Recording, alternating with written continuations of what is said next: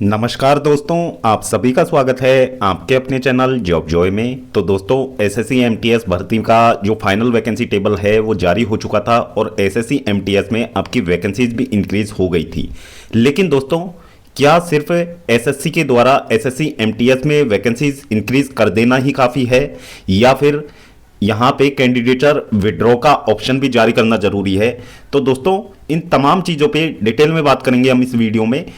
तो दोस्तों, पूरी जानकारी आपको इस वीडियो के माध्यम से मिलने वाली है, तो पूरी जानकारी के लिए वीडियो को अंत तक जरूर देखें। और अगर इससे पहले आप हमारे चैनल पर पहली बार विजिट कर रहे हो तो सभी सरकारी भर्तियों के लेटेस्ट और ऑथेंटिक अपडेट्स पाने के लिए चैनल को जरूर सब्सक्राइब करें, साथ ही बेल आइकन को भी प्रेस कर ले, जिससे कि आने वाली वीडियोस की नोटिफिकेशन आपको समय पर मिलती रहे। तो दोस्तों, एसएससी एमटीएस भर्ती 2024 का फाइनल रिजल्ट आपको अब आगामी कुछ ही दिनों में आपको देखने को मिल जाएगा। और दोस्तों, एसएससी सीजीएल से पहले एसएससी एमटीएस भर्ती का रिजल्ट आपका जारी होने वाला है। ये अपने आप में बहुत बुरी न्यूज़ है सभी कैंडिडेट्स के लिए। और दोस्तों, यहाँ पे वैकेंसीज यहाँ पे इंक्रीज हो चुकी है, लेकिन वैकेंसीज इंक्रीज होने का कोई फायदा नहीं निकलेगा यदि एसएससी कैंडिडेचर विड्रॉ का ऑप्शन जारी नहीं करता है। तो वैकेंसीज बढ़ने का यकीन मानिए बिल्कुल कोई फायदा यहाँ पे नहीं निकलेगा। अब एसएससी हमारी बातें मानेगी या नहीं मानेगी वो सब कुछ एसएससी पे डिपेंड करता है। लेकिन दोस्तों, एसएससी एमटीएस में जो अभी फिलहाल में 11,500 वैकेंसीज हैं, तो दोस्तों इतनी वैकेंसीज बढ़ाने का कोई फायदा आपका नहीं निकलता है यदि आप कैंडिडेचर विड्रॉ का ऑप्शन जारी नहीं करते हैं। क्योंकि यहाँ पे सीएचएसएल भर्ती में जो कैंडिडेट सेलेक्ट हुए हैं, 3300 कैंडिडेट आप मान के चलिए सीएचएसएल भर्ती में सेलेक्ट होकर चले गए हैं। अब दोस्तों, 3300 कैंडिडेट्स, इनमें से आप ये मानिएगा कि ये 3300 कैंडिडेट्स में से कम 80% ऐसे कैंडिडेट्स होंगे जिन्होंने कि एसएससी एमटीएस का एग्जाम दिया है। और दोस्तों, यह संख्या इससे भी ज्यादा हो सकती है। अब ऐसे में जब इतने कैंडिडेट्स ने एसएससी एमटीएस का एग्जाम दिया है, और तो दोस्तों ऑलमोस्ट लेवल सेम ही आता है, क्योंकि लेवल्स में कोई फर्क नहीं आता है। एसएससी को वाकई में इस चीज का पता नहीं है कि हमें 10th लेवल पे कैसा लेवल देना है, हमें 12th लेवल पे कैसा लेवल यहाँ पे पेपर का रखना है, और ग्रेजुएशन में हमें कैसा लेवल पेपर का रखना है। तो एसएससी को इन चीजों से कोई मतलब नहीं पड़ता। एसएससी ऑलमोस्ट सेम यहाँ पे लेवल रखता है। तो दोस्तों, इन कैंडिडेट्स का जो कि सीएचएसएल में फाइनली सेलेक्ट हुए हैं, इनका यहाँ पे एमटीएस में भी अच्छा खासा स्कोर बन रहा है। तो ऐसे में यदि यहां पे कैंडिडेचर विड्रॉ का ऑप्शन नहीं आता है तो इन कैंडिडेट्स का नाम ऑटोमेटिकली एमटीएस फाइनल रिजल्ट में आने वाला है। और एमटीएस भर्ती के फाइनल रिजल्ट में जब इनका नाम आएगा तो ये कैंडिडेट या तो अपना डीवी नहीं देंगे, या फिर अपना डीवी भी ये कैंडिडेट्स दे देते हैं, तो उसके बाद में फाइनल ज्वाइनिंग ये कैंडिडेट नहीं लेने वाले हैं। तो दोस्तों, ऐसे में होगा क्या कि जो सीट्स वैकेंट रह जाती हैं वो वैकेंट ही जाएंगी, क्योंकि एसएससी वेटिंग लिस्ट का प्रावधान नहीं लाती है। एसएससी किसी भी तरीके की वेटिंग लिस्ट जारी नहीं करता है किसी भी भर्ती में, तो वो सीट्स आपकी खाली चली जाएंगी।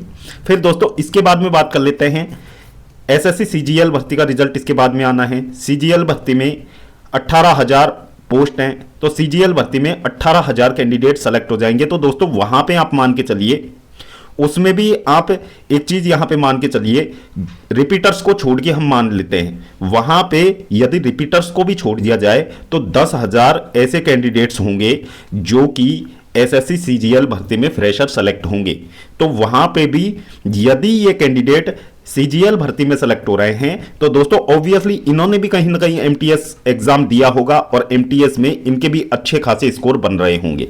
तो दोस्तों, इनका यहां पे एमटीएस में सिलेक्शन होगा तो ये भी कैंडिडेट एमटीएस को स्किप ही करेंगे, एमटीएस में ये ज्वाइनिंग नहीं लेंगे। तो ऐसे में 100% यहां पे वैकेंसीज खाली निश्चित रूप से जाएंगी।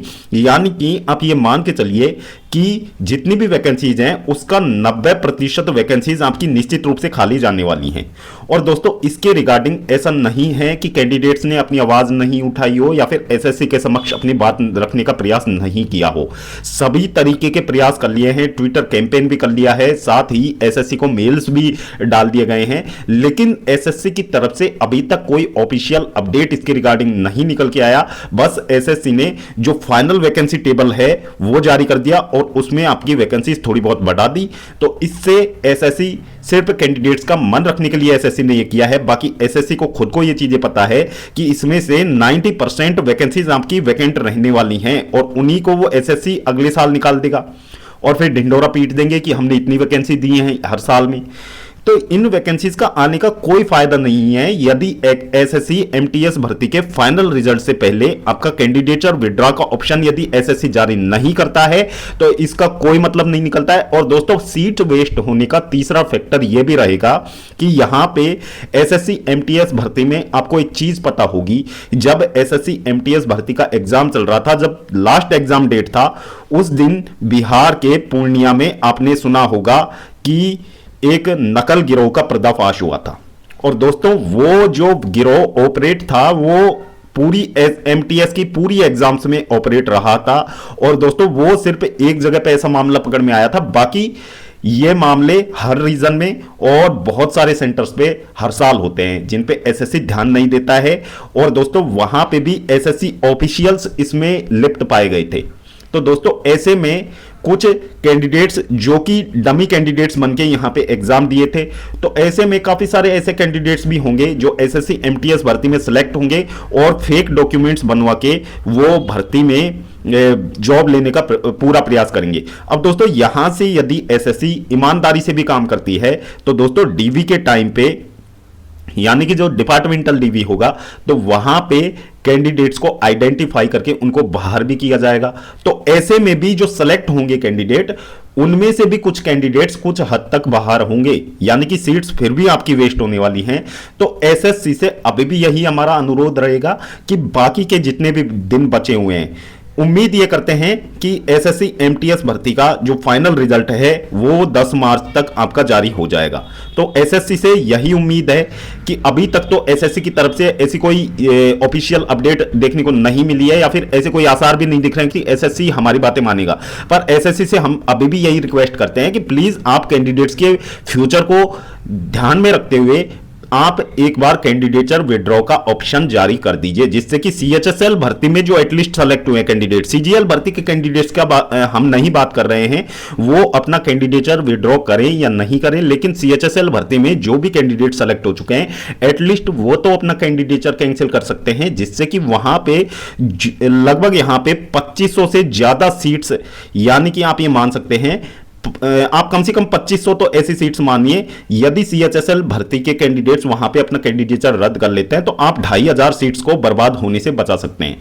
तो एसएससी से हमारी यही उम्मीद है कि आप रिजल्ट को एसएससी सीजीएल के बाद रखिए और एसएससी एमटीएस में जो है कैंडिडेचर विड्रॉ का ऑप्शन आप जारी कीजिए, जिससे कि वहां पे सीट वेस्ट होने से बच सके और जो जॉब है वो वाकई में एक जरूरतमंद अभ्यर्थी को मिल सके, जिससे कि उसके फैमिली और उसका फ्यूचर यहां पे सुधर सके। तो प्लीज एसएससी से यही हमारी रिक्वेस्ट रहेगी इस वीडियो में। और दोस्तों होपफुली आपको भी ये वीडियो पसंद आई होगी या फिर वीडियो आपको इंपॉर्टेंट लगी होगी। तो दोस्तों इस वीडियो को आप ज्यादा से ज्यादा शेयर करें, जिससे कि एसएससी ऑफिशियल्स तक कहीं ना कहीं हमारी बात पहुंच सके। तो दोस्तों इस वीडियो में सिर्फ इतना ही। जल्द मिलते हैं एक और नई सरकारी भर्ती की लेटेस्ट और ऑथेंटिक अपडेट के साथ। तब तक के लिए स्वस्थ रहें, तंदुरुस्त रहें और अपनी फ्यूचर एग्जाम्स की प्रिपरेशंस को जारी रखें।